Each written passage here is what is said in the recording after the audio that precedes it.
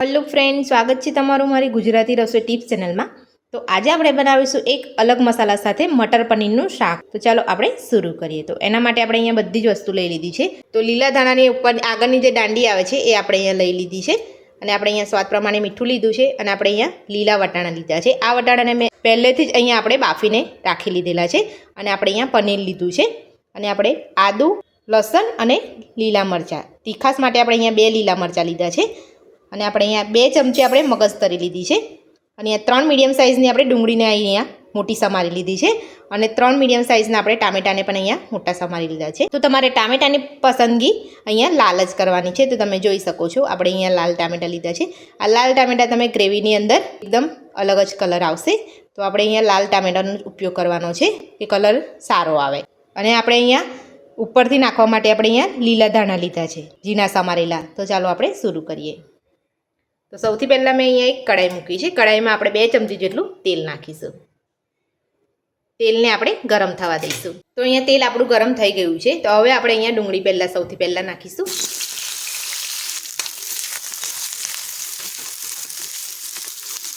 Gas આપણે medium રાખીશું। તો હવે આપણે એમાં આદુ, લસણ, મરચાં નાખી દઈશું અને આપણે અહીંયા થોડું ફ્રાય કરી લઈશું। અને તો હવે આપણે એમાં 2 મોટી ચમચી જેટલા મગજતરીના બી નાખીશું। મગજતરીના બી નાખવાથી તમારી ગ્રેવીનો એકદમ સરસ જાડી થશે અને ગ્રેવી તમારી સરસ લાગશે ટેસ્ટમાં પણ। અને હવે આપણે અહીંયા લીલા ધાણાની ડંડી લીધી છે એ આપણે નાખી દઈશું। ફરીથી આપણે બધું જ મિક્સ કરી લઈશું। તો તમે જોઈ શકો છો આપણે અહીંયા થોડી ડુંગળી ગોલ્ડન બ્રાઉન થઈ ત્યારબાદ જ આપણે અહીંયા મગજતરીના બી અને આપણે અહીંયા લીલા ધાણાની ડંડી એડ કરી છે। બધું જ આપણે અહીંયા મિક્સ કરી લીધું છે। તમે મગજતરીના બીની જગ્યા પર તમે અહીંયા કાજુનો ઉપયોગ પણ કરી શકો છો। તમે કાજુ નાખશો તો પણ એનો ટેસ્ટ ખૂબ જ સરસ લાગશે। તો હવે આપણે એમાં મોટા સમારેલા ટામેટાં નાખીશું। બધું સારી રીતે ચડી જાય એટલા માટે આપણે અહીંયા ઉપરથી થોડું મીઠું નાખીશું।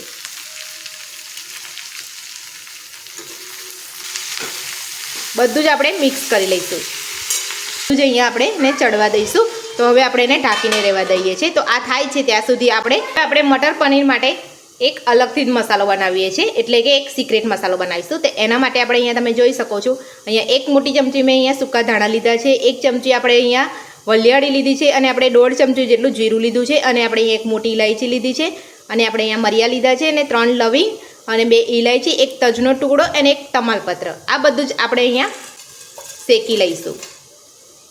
આપણે અહીંયા વધારે નથી શેકાવા દેવાનું, થોડું ગરમ થાય ત્યાં સુધી જ આપણે એને શેકવાનું છે। વધારે પડતું શેકાશો તો એનો સ્વાદ પણ નહીં બરાબર સારો આવે, કડવું લાગશે અને મસાલો પણ જ્યારે આપણે દરીશું ત્યારે કાળો પડી જશે, એટલે આપણે એને વધારે પડતું નથી શેકવાનું। તો આપણે અહીંયા મસાલાને એટલા માટે શેકીએ છીએ કે અંદરનું જે ભેજ હોય અહીંયા નીકળી જાય, એટલે આપણે અહીંયા મસાલાને શેકી લેવાના છે। તો આ મસાલો શેકતા ફક્ત 1 થી 1.5 મિનિટ જેટલો સમય લાગે છે। એમાં આપણે શેકવાનું છે, ફૂલ ગેસ નથી રાખવાનો। તમે ચેક પણ કરી શકો છો આમ હાથમાં લઈને। તો આપણું અહીંયા ગરમ થઈ ગયું છે। હવે આપણે ગેસ બંધ કરી લઈશું અને મસાલાને આપણે થોડો ઠંડો થવા દઈશું। તો તમે જોઈ શકો છો કલર પણ સરસ બદલાઈ ગયો છે। તો આપણો મસાલો ઠંડો થાય ત્યાં સુધી આપણે અહીંયા ટામેટાને, ડુંગળીને બધું ચેક કરી લઈએ। તો ટામેટા આપણા હજુ આખા લાગે છે, બરાબર કૂક નથી થયા, એટલે કે બરાબર ચડ્યા નથી, એટલે હજુ આપણે 2 મિનિટ માટે એને ઢાંકી દઈશું। તો મસાલો આપણો અહીંયા ઠંડો થઈ ગયો છે। તો હવે આપણે એને મિક્સર જારમાં પીસી લઈશું। તો હવે આપણે મસાલો ચેક કરી લઈશું। તમે જોઈ શકો છો આપણો મસાલો સરસ પીસાઈ ગયો છે અને આપણે અહીંયા એકદમ ઝીણો નથી પીસવાનો, આપણે અહીંયા સરસ પીસાઈ ગયો છે મસાલો। તો હવે આપણે અહીંયા ટામેટાને, ડુંગળીને બધું ચેક કરી લઈશું। બધું જ આપણે સારી રીતે અહીંયા મિક્સ કરીને જોઈ લઈશું। તો તમે જોઈ શકો આપણા ટામેટાને ડુંગળી સરસ અહીંયા કૂક થઈ ગયું છે। તો હવે આપણે ગેસને બંધ કરી લઈશું અને આ બધું જ આપણે થોડું ઠંડુ થવા દઈશું। તો બધું જ ઠંડુ પડી ગયું ને આપણે અહીંયા મિક્સર જારમાં પીસી પણ લીધું છે અને સરસ પીસાઈ ગયું છે। તો હવે આપણે અહીંયા શાક બનાવીશું। તો આપણે જે બધું અહીંયા ડુંગળી, ટામેટું ને બધું ફ્રાય કર્યું હતું એ જ કઢાઈમાં આપણે શાક બનાવીશું। સૌથી પહેલાં આપણે અહીંયા કઢાઈમાં 1 ચમચી ઘી મૂકીશું। ઘી આપણે ગરમ થવા દઈશું। તો ઘી ગરમ થઈ ગયું છે। હવે આપણે એમાં મોટી 3 ચમચી જેટલું તેલ નાખીશું। અહીંયા ઘીનો ઉપયોગ કરવાથી શાકમાં એક અલગ જ ચમક આવે છે, એટલે આપણે અહીંયા ઘીનો ઉપયોગ કર્યો છે. ટેસ્ટ પણ ખૂબ સરસ લાગે છે. તો હવે આપણે ગરમ થવા દઈશું. હવે આપણે એમાં અડધી ચમચી જીરું નાખીશું. ઘી આપણું અહીંયા સરસ ગરમ થઈ ગયું અને આપણું જીરું પણ સરસ તતરી ગયું છે. તો હવે આપણે એમાં અહીંયા ડુંગળી ટામેટાની ગ્રેવી કરી છે એ નાખીશું. તો હવે આપણે અહીંયા સરસ ગ્રેવીને થવા દઈશું. તો આપણે અહીંયા મિક્સર જારમાં જે ચોટેલી છે ગ્રેવી, એમાં થોડું પાણી નાખીને આપણે હલાવીને બધું જ લઈ લેવાનું છે. તો આ બધું મિક્સ કરેલું આપણે હમણાં નથી નાખવાનું, હું તમને બતાવીશ. ગ્રેવી થાય છે આપણી. ગ્રેવીમાં આપણે તેલ છૂટું પડે ત્યાં સુધી થવા દઈશું. તો હવે આપણે એમાં અડધી ચમચી હળદર પાવડર નાખીશું અને 1 મોટી ચમચી આપણે અહીંયા ધાણા જીરું પાવડર નાખીશું. તો હવે આપણે એમાં 1 ચમચી કાશ્મીરી લાલ મરચું નાખીશું. બધું જ આપણે સારી રીતે મિક્સ કરી લઈશું. તો તમે જોઈ શકો છો અહીંયા ગ્રેવીમાંથી તેલ સરસ છૂટું પડી ગયું છે. તો હવે આપણે અહીંયા જે સિક્રેટ મસાલો ઘરે બનાવ્યો છે એ 1 ચમચી આપણે નાખીશું. આ મસાલા સાથે તમે ગ્રેવી બનાવશો અને શાક બનાવશો તો એકદમ ટેસ્ટી લાગશે. તો ઘરે આ રીતે તમે એકવાર ઘરે જરૂરથી ટ્રાય કરજો. એકદમ રેસ્ટોરન્ટ સ્ટાઇલ જ સ્વાદ આવશે. તો તમે જોઈ શકો છો આપણી ગ્રેવી પણ એકદમ સરસ થઈ છે. તો હવે આપણે અહીંયા બધું પીસ્યું તો એની અંદર પાણી નાખ્યું છે આપણે, એ આપણે અહીંયા લઈ લઈશું મિક્સર જારમાંથી.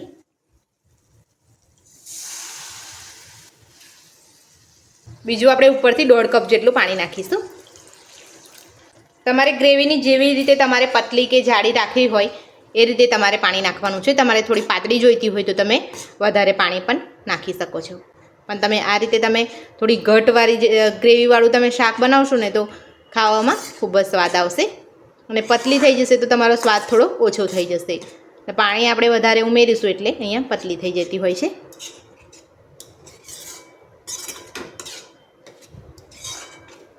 તો હવે આપણે ઉપરથી 1 ચમચી કસૂરી મેથીને હાથેથી ક્રશ કરી લીધી છે એ નાખીશું. અને 2 ચપટી જેટલો આપણે અહીંયા ગરમ મસાલો નાખીશું. બધું જ આપણે મિક્સ કરી લઈશું. હવે આપણે એમાં પનીર એડ કરીશું. તો હવે આપણે બધું જ મિક્સ કરી લઈશું.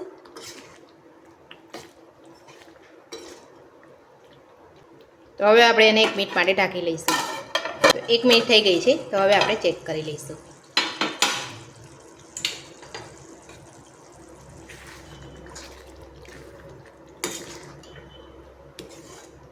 તો હવે આપણે એમાં 1 ચમચી મલાઈ નાખીશું. મલાઈ અહીંયા હું ઉપરથી જ નાખું છું.